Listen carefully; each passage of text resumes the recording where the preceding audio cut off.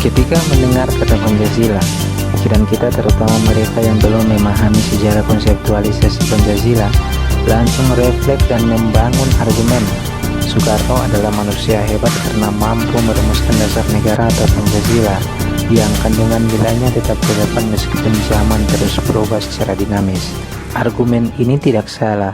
Sekali lagi tidak salah. Yang salah adalah ketika ada orang mengatakan Pancasila yang utuh, maksud saya ketuhanan yang Maha Esa, kemanusiaan yang adil dan beradab, persatuan Indonesia dan seterusnya, merupakan pidato Bung Karno yang disampaikan pada sidang BPU PKI 1 Juni 1945. Karena rumusan dasar negara versi pidato Bung Karno 1 Juni tidak sesempurna Pancasila yang sering kita ucapkan sekarang.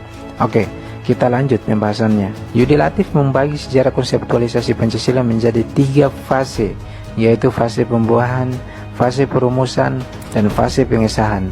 Fase pembuahan menurutnya setidaknya dimulai pada 1920-an dalam bentuk rintisan-rintisan gagasan untuk mencari sintesis antar ideologi dan gerakan. Fase perumusan dimulai pada masa persidangan BPU PKI pertama dengan pidato Soekarno 1 Juni sebagai manifestasi diucapkannya istilah Pancasila, dan kemudian rumusan Pancasila versi pidato Soekarno digodok oleh panitia 9 hingga mengalami reposisi dan penyempurnaan sebagaimana tertuang dalam Piagam Jakarta yang memuat 7 kata. Fase pengesahan dimulai pada masa sidang PPKI 18 Agustus 1945 yang melahirkan konsensus politik dengan mengesahkan dasar negara Indonesia merdeka. Dalam proses konseptualisasi yang panjang, tentunya tidak bisa dipungkiri bahwa ada individu-individu yang memiliki peran penting. Dan siapa yang lebih berperan menonjol dalam proses konseptualisasi? Di sini kita sebut dengan enteng, yaitu Soekarno. Sejak fase pembuahan, Soekarno telah merintis pemikirannya untuk mencari sintesis dari nasionalisme, Islamisme, dan Marxisme. Pada fase perumusan, Soekarno adalah salah seorang yang memiliki andil mengkonsepsikan dasar negara dalam konteks dasar falsafah filosofi Grundslag saat sidang pertama BPU PKI, dan dasar falsafah tersebut oleh Soekarno diberi nama Pancasila. Soekarno juga yang memimpin panitia 9 yang berhasil merumuskan Piagam Jakarta. Selanjutnya pada fase pengesahan, Soekarno pula yang memimpin PPKI. Meski demikian, gagasan Soekarno untuk diterima sebagai dasar negara dibutuhkan konsensus luhur atau persetujuan kolektif melalui proses perumusan Piagam Jakarta 22 Juni. Pada akhirnya, Pancasila yang telah mengalami reposisi dan penyempurnaan melalui Piagam Jakarta disahkan dan dikukuhkan secara konstitusional pada 18 Agustus 1945 dengan menghilangkan 7 kata di belakang sila ketuhanan.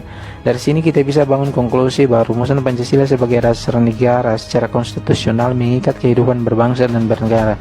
Bukanlah Pancasila versi 1 Juni atau 22 Juni, melainkan 18 Agustus 1945. Dalam setiap fase konseptualisasi Pancasila tentunya melibatkan partisipasi gagasan dari berbagai unsur dan golongan. Karena tanpa partisipasi, Pancasila versi pidato Soekarno tidak akan mengalami reposisi dan penyempurnaan.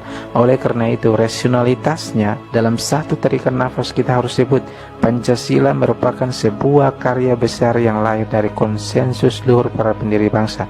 Oleh karena Pancasila dianggap sebagai produk konsensus pendiri bangsa, maka Pancasila secara formil dan esensial merupakan karya bersama milik bangsa dan tidak bisa diasosiasikan kepada orang per orang.